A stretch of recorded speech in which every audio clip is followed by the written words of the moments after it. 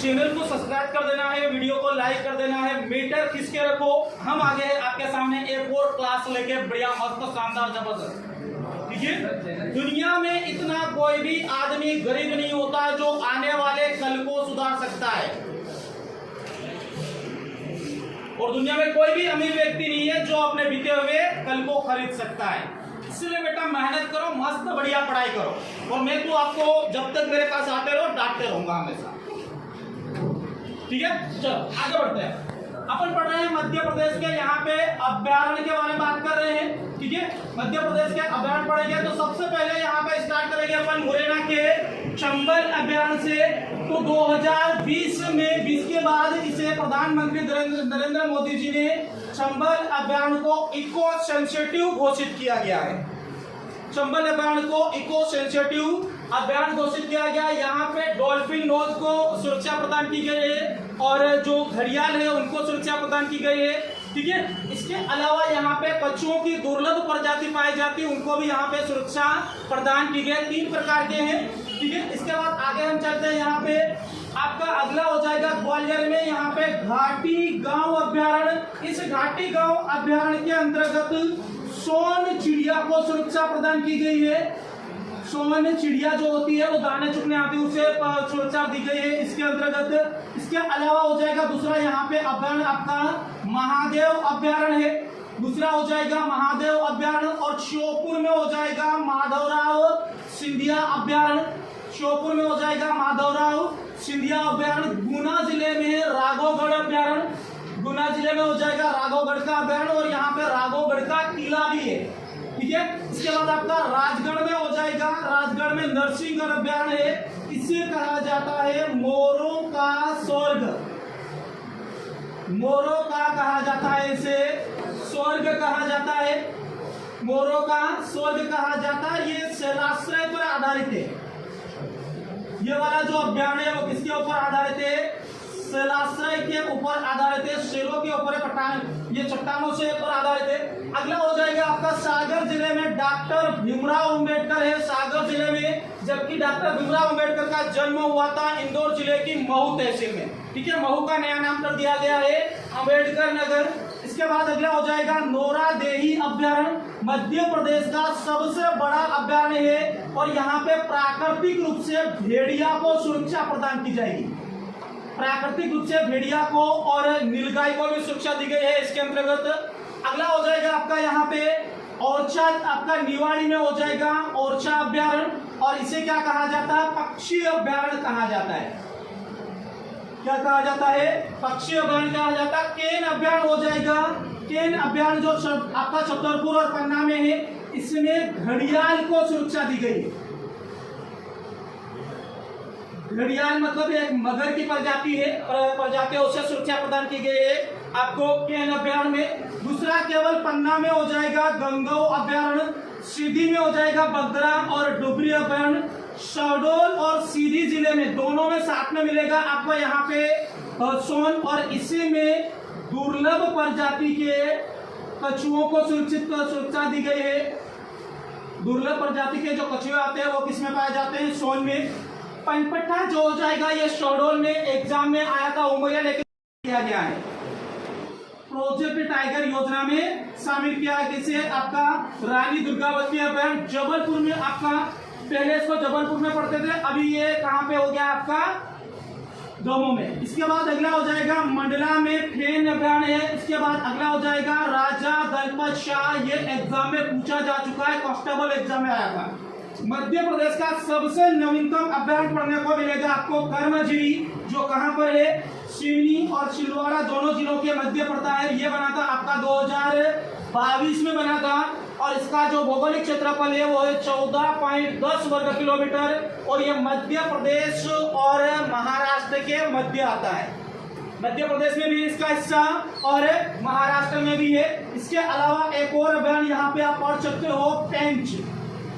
कौन सा है? पेंच हो जाएगा। होशंगाबाद या नर्मदापुरम में है बोरी अभ्यारण्य। होशंगाबाद या नर्मदापुरम में क्या हो जाएगा? बोरी। और दूसरा हो जाएगा पंचमढ़ी, जो बोरी अभ्यारण्य है, इसमें भारत के सबसे प्राचीन वन पाए जाते हैं। सबसे प्राचीन वन पाए जाते हैं, इसलिए बोरी अभ्यारण्य में जो कालीभीत अभ्यारण्य है वो आ जाएगा आपका बैतूल में, और यहाँ पे भालुओं को सुरक्षा दी जाएगी। यहाँ पे भालुओं को सुरक्षा प्रदान की जाएगी, कहाँ पे? आपका बैतूल में। इसके बाद आपका अगला हो जाएगा हरदा जिले में प्रस्तावित है डॉक्टर राजेंद्र प्रसाद अभ्यारण्य। कौन सा हो जाएगा? डॉक्टर राजेंद्र प्रसाद, जो देश के पहले राष्ट्रपति बने थे और संविधान सभा के अध्यक्ष रहे थे। कौन? डॉक्टर राजेंद्र प्रसाद। अस्थायी के रूप में संविधान सभा के अध्यक्ष रहे थे डॉक्टर सच्चिदानंद चिन्हा। ठीक है। इसके बाद अगला हो जाएगा आपका यहाँ पे खंडवा में सुरमानिया और मानदाता हो जाएगा। महात्मा गांधी अभ्यारण्य प्रस्तावित है आपका बुरहानपुर में। महात्मा गांधी अभ्यारण्य प्रस्तावित है आपका बुरहानपुर में हो जाएगा यहाँ पे।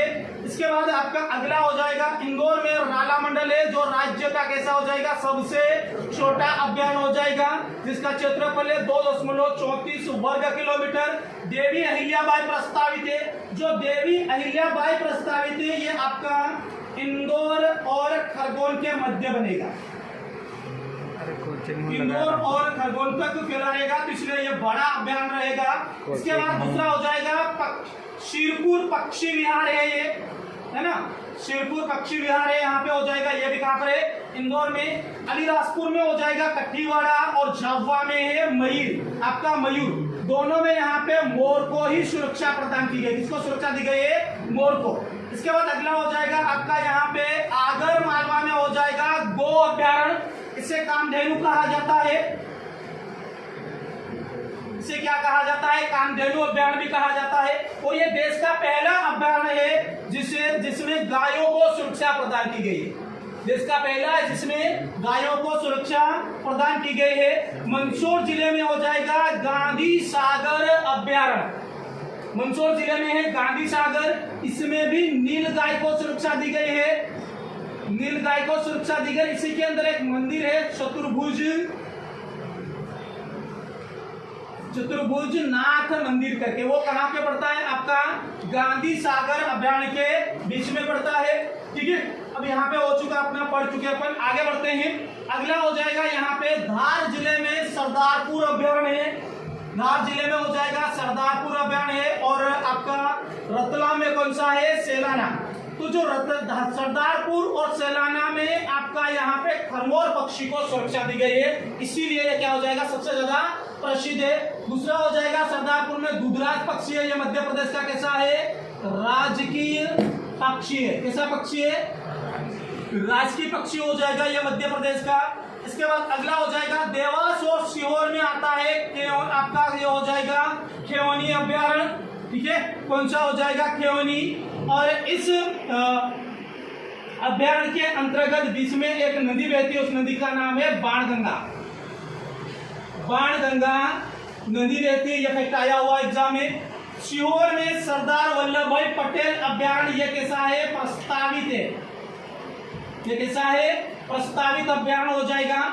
अगला हो जाएगा रायसेन जिले में रातापानी, इसे 2010 में प्रोजेक्ट टाइगर योजना में भी शामिल किया गया है। अगला हो जाएगा आपका सिंगोनी अभ्यारण्य। ठीक है। मध्य प्रदेश का सबसे छोटा अभ्यारण्य हो जाएगा राला मंडल, जहां जो इंदौर में है, जिसका भौगोलिक क्षेत्रफल 2.34 वर्ग किलोमीटर है। और ये हो जाएगा, इसमें वन्य जीव जागरूक केंद्र खोला गया है। यहाँ पे मध्य प्रदेश का प्रथम तितली पार्क जो हो जाएगा वो कहाँ पर है?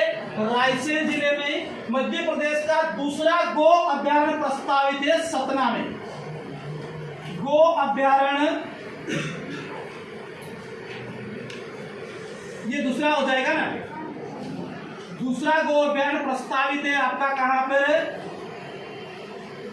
प्रस्तावित हो है ये आपका सतना जिले में। ठीक है। तो ये आपकी यहाँ पे क्लास समाप्त हुई। सो थैंक यू मच, मिलते हैं कल।